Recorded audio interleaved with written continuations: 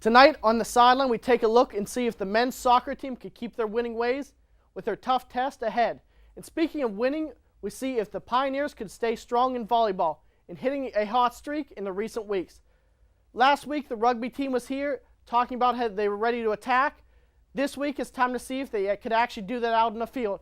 As we finish up, always is the case of the week, and we head on down to the Pioneer sideline.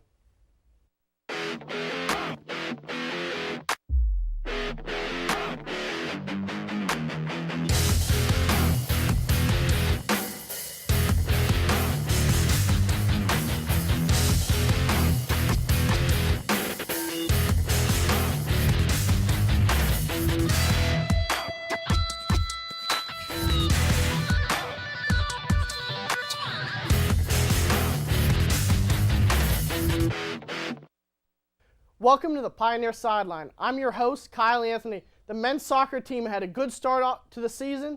Zach Aaron joins us now to see if they could keep the momentum going.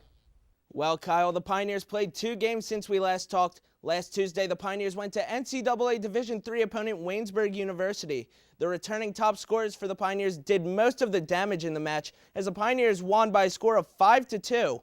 The first goal of the game came in the second minute as Cody Lemke gave Waynesburg the early lead. Just 12 minutes later, Max Flick scored his first of 2 goals in a 5-minute span. Then the Pioneers never looked back. At the half, the Pioneers were leading 4-1 along with Max Flick's 2 goals. Jonty Laux, Lucas Silva, and Alan Ramos each got a goal for themselves. The Pioneers dominated in the shots column by a total of 25-11. Then on Saturday, the Pioneers were back at home for a non-conference matchup against the University of Northwestern Ohio Racers. The contest was extremely evenly matched as it took 1 overtime to decide a winner. The Pioneers eventually came out on top 2-1. Lucas Silva scored both goals, including a beautiful game-winning header off of a throw-in, then a header from Paul Carr in the 97th minute of the game. Sergio Arroyo was the only goal scorer for the Racers after his goal in the 38th minute.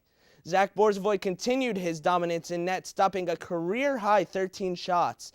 The Pioneers have a big week coming up.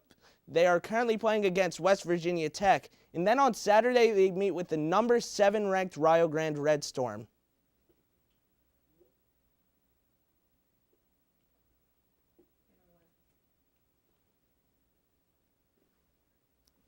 Well, Zach, this team seems to be having the same problem we had last year.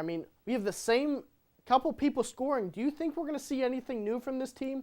You think we're going to see any new people scoring?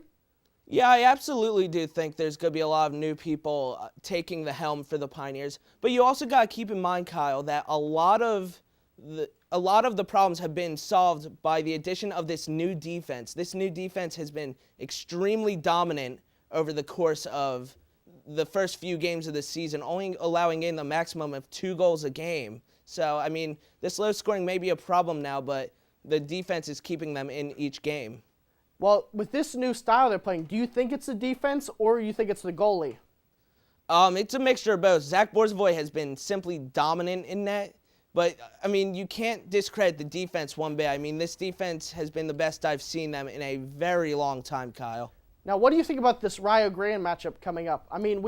Rio Grande beat the Pioneers twice last season. Once was a blowout. The second time was to knock them out of the NAI National Tournament. Do you think they'll be able to overcome this and play a little better than they have?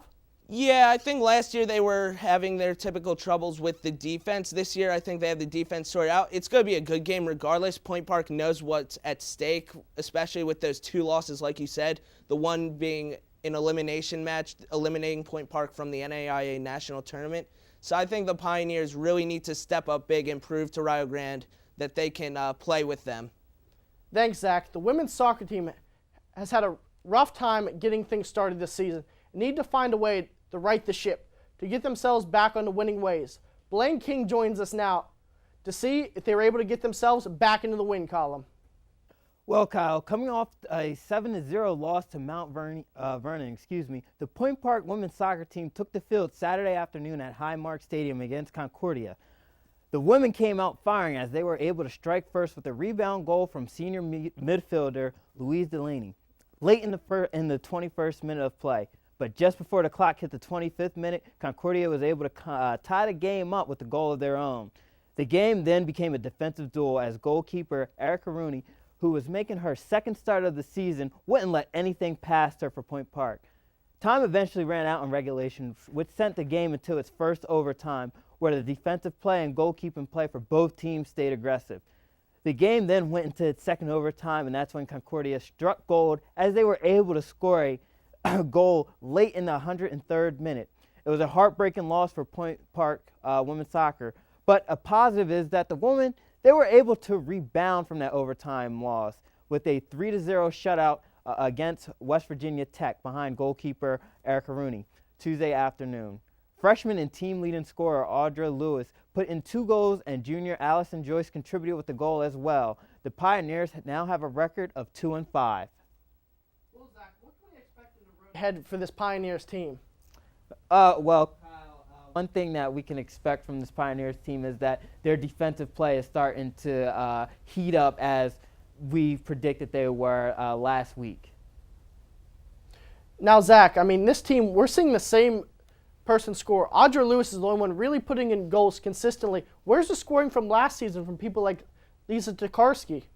Well, you know what? That's what the Pioneers are searching for right now. One thing they have to find out is one thing they are trying to find out is the veterans on this team scoring wise. One thing for fact is that once the veterans, once they start scoring, then you can expect the Pioneers to be winning games probably 3-1, 4-1. Thanks, Blaine. Coming up after the break, the NFL has been in the news lately for the wrong reasons.